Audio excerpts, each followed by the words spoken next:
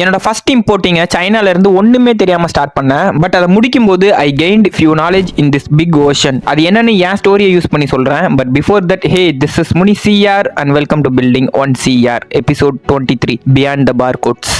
என்னோட கூட்ஸ் சென்னை ஏர்போர்ட்ல கஸ்டம்ஸ்க்கு கீழே ஹோல்டிங்ல இருக்குன்னு வந்த மெயில HSN code, IEC code, AD code, bill of entry இந்த மாதிரியான டாக்குமெண்ட்ஸ் எல்லாம் நீடட்னு போட்டதை பார்த்ததுமே எவன் கிட்ட போய் என்ன கேட்கறதுன்னு தெரியல. பிகாஸ் யாருமே சப்போர்ட்டுக்கு இல்ல. என்கிட்ட இது ரிலேட்டடா நெட்வொர்க்கும் இல்ல, அதை ரெடி பண்ண டைமும் இல்ல, டிலே ஆனா ஃபைன் கட்டுறதுக்கு காசும் இல்ல. ஸோ அந்த மூமெண்ட் அவ்வளவுதான், எல்லாமே முடிஞ்சு போச்சுன்னு நினைச்சேன். பட் கொஞ்சம் கூட எதிர்பார்க்காத ஒரு விஷயம் எனக்கு நடந்தது. எனக்கு ரொம்ப ரொம்ப கொஞ்சமா தெரிஞ்ச ஒருத்தர் என் கையில 1 லட்ச ரூபா காசை கொடுத்து எந்த ப்ரெஷருமே இல்லாம ஒர்க்க பாருங்கன்னு சொன்னாரு. ஆல்சோ எவ்வளவு வேணும்னாலும் கேளுங்க, நாங்க இருக்கோம்னு வேற சொன்னாரு. என்னால இதை சுத்தமா நம்பவே முடியல. ஏன்னா நமக்கு இதெல்லாம் நடந்ததும் கிடையாது, இதெல்லாம் நடக்கவே நடக்காது. நமக்கு வரவனுங்களாம் ஒன்னும் ஆப் அடிச்சு விட்டு போயிருவானுங்க, இல்லைன்னா காலை வாரி விட்டு போயிருவானுங்க. பட் இதை கண்டிப்பா என்னால நம்பவே முடியல. அந்த மூமெண்ட், அந்த சூரியரை போட்டுல வர அந்த சீன் தான் எனக்கு என் மைண்ட்ல பாப்ப பாச்சு. அண்ட் பி ரோல்ஸ்லையும் நான் அதை தான் ஆட் பண்ணுவேன். சார், நீங்க எந்த நம்பிக்கையில எனக்கு இந்த அமௌண்ட்டை கொடுத்தீங்கன்னா எனக்கு தெரியல.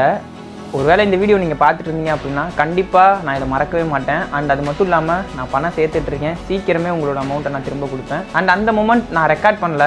ஸோ அவர் யார் அப்படின்றத என்னால் ரிவீல் பண்ண முடியல. அந்த ஃபுட்டேஜஸ் என்கிட்ட இல்லை.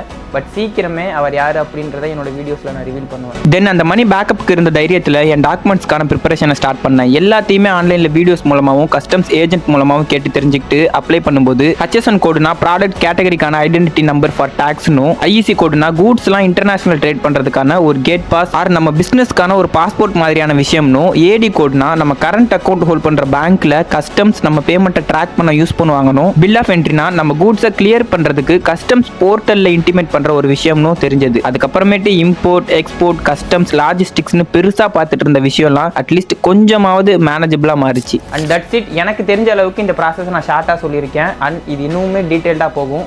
So follow for more videos.